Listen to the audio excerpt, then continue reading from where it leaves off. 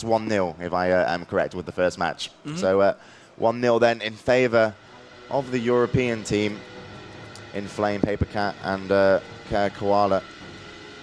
And, well, we'll see if Hafu can play this differently. Because, I mean, in that situation, Koala didn't, he didn't want to go offensive. He wasn't going to go, I'm going to cross the bridge. He was quite happy playing just behind that pillar so he could avoid the fears, keep up hot, so, and get those quick cyclones in. See, I think what Hafu needs to do is she needs to play Druid correctly, which is stand at 40 yards and spam Life Bloom.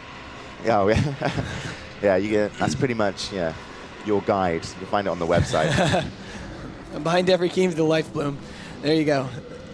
All right, so we're going to get ready then to go into round 2 of Nihilum versus fnatic, and the winner of this will go into the grand finals, and Nihilum have the advantage of 1-0. Going to follow Hafu at the moment, as both Warlocks from each team once again just kind of open up, dot each other. And it was last time, it was... Glick's going all the way across the bridge right now. That actually was a lucky fear. Had he been feared the opposite direction, could have been bad. Yeah, so just following Glick's at the moment, as he is losing the fear and dot fight to Inflame. But I mean, by crossing the bridge and like trying to take the fight into the center for one team, is your Druid out of position? Here we go. This is a bad fear. Oop. Oh, well, he didn't go down the ramp. That's what I think they were waiting for. But Glick's getting attacked right away by Paper Cat. So Paper Cat then on the back of Glix. You can see Azazel as well actually doing damage onto Paper Cat. So they're trying to get as much damage onto the Warrior and see what happens when this Druid gets pulled in. So Hafu once again comes close and decides, no, she doesn't really need to, moves away. And you can see a lot of damage on both of the Warriors. Yeah, Hafu's feared right now. That's going to be the difference in this Warrior fight. With Glix having tongues on himself, but a lot of his spells are instant, it's not going to matter. Hafu being able to heal up Zale completely, and Kerkawala scared, out of position. Yeah, and so both the Druids actually find each other now on the other side, and you can see, I think it's Azazel going onto the Warrior. I'm going to switch over to him. Paper Cat then going on to Hafu. Hafu actually is reasonably dotted. She's down to about 70%. And so about 50 now, so she's going to be in a bad situation. She's also feared, and Paper Cat being fed rage there from Azazel, but he's actually just trying to get the hamstrings to let Hafu get away. She does get away for the moment. Yeah, oh wow, Hafu getting down to 3,000 hit points. Coil.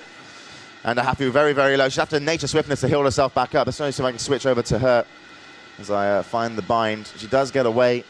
And her team look reasonably healthy. Glick's going to need to mana tap soon, and she's in a good position, and actually she's the only Druid on the top right now, so position advantage has actually changed. Innovate used then for Koala. Going to switch over to see what Glick is up to. And Hafu also. Both Innovates have been used. Pets are both looking pretty healthy. The Druids are doing a good job of keeping those topped off. Yeah, so, I mean, that looks like... Hafu's in a position where she can constantly avoid those fears. Azazel is getting low, though. It's going to be hotted up, sorry. And so we switch over to him, and actually Moonfire comes out on Azazel as well, so a lot of damage. I'm not sure if there's cast. Actually, a Cyclone goes on Azazel to stop those heals going through. And I think that was even a Wrath there as well. But Hafu looking quite healthy, and it's Paper Cat who's also going low for the other team. And, well, let's switch over to Paper Cat and see how he's going to handle the pressure.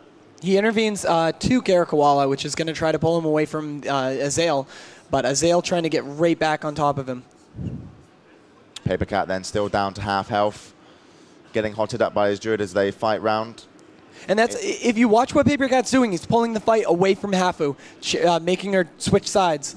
But Hafu getting cycloned right now, but Karakawala has used his Innervate. He's completely out of mana. If they can stick on, keep Karakawala in combat with that bet, they're not going to be able to win.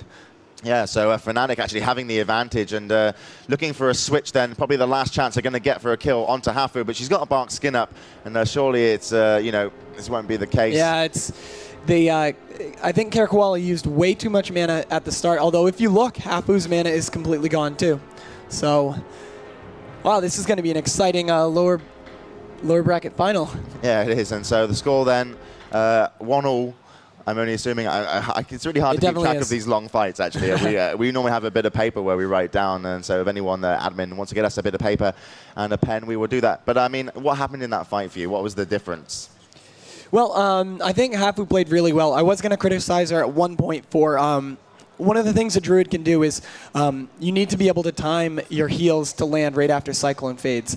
She should have known that was the first Cyclone. It wasn't on DR for Azael, so they should have known the duration and able to land that. She just was slow on healing coming out of that Cyclone. But it didn't matter in the end. You know, they were able to run Kerkawala completely out of mana and score a kill. I mean, and also, Hafu had the kind of like healing advantage at the top. Where she was position, up top. Right? I mean, how does that play into effect on Blade's Edge with those two lineups? With Blade's Edge, I mean, Nihilum played it very well. One of the things we saw, what I was mentioning, is the Warrior was trying to pull the fight onto the opposite side of the bridge, basically. When Hafu was at the top, away, I mean, they had targeted I actually think it was they targeted Paper Cut. Paper Cut, he was down to like 2,000 mana. So why wasn't Paper Cut being targeted by the Warrior? At least walk away from Hafu around, towards his Druid, forcing Hafu to come down off the bridge. Well, that's what he tried to do. He tried to pull the fight onto the other side of the bridge, but she was up on the pillars, so she just switched pillars.